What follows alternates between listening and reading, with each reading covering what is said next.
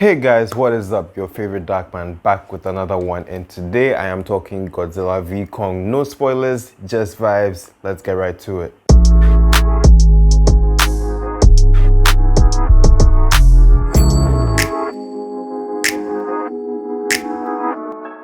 This is practically the Batman v Superman of prehistoric monster fights. Now, admittedly, the only real exposure I've had to these characters is watching the King Kong cartoons that they used to show in Net 2 back in like 2006.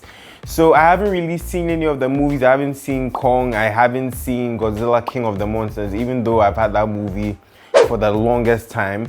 But yeah, so this is one of those movies where even if you're not exposed to the characters or you don't really know what's happening, you can tell certain things very easily as a first-time viewer.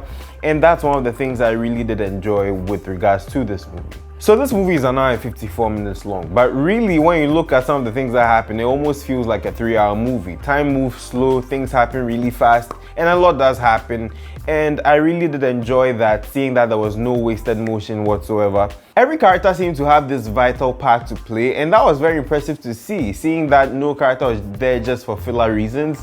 Everyone had a specific purpose, everyone fulfilled that specific purpose by the end of this movie, and it makes you relate to certain characters in certain ways, especially with Kong, which it shocked me. I don't know if anyone had this effect from the first movie, but there's something very vital that's established with Kong in particular that I really appreciated and really could relate to a little more. Granted, Godzilla is the one who's always shouting and stuff. Now, there doesn't really need to be a good guy, bad guy dynamic with this. Granted, these are both main characters. It's kind of one of those anti-hero balances, like dealing in the gray with this movie.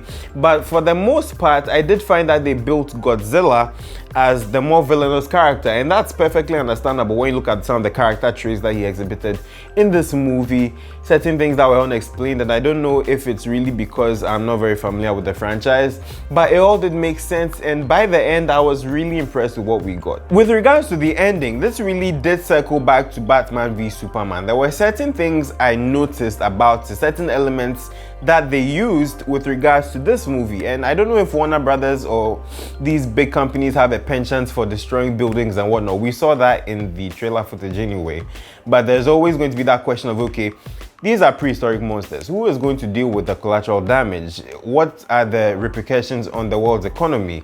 And I like how they like to reimagine these things. Like, what if dinosaurs lived in the time of man in the 21st century? Would we see a lot of beefs like this, like dinosaur beefs like this? Would things happen on this caliber? And I like how these movies really adapt that, and we see these things on screen. And thank God we are not living in such times, because that would be scary. Alright, so that's my review of Godzilla v Kong. I hope you like it. What did you think about it? If you have seen, if you haven't seen, let me know down in the comment section below. I will see you guys with another one very soon. I am the Dark Man, and I'm out.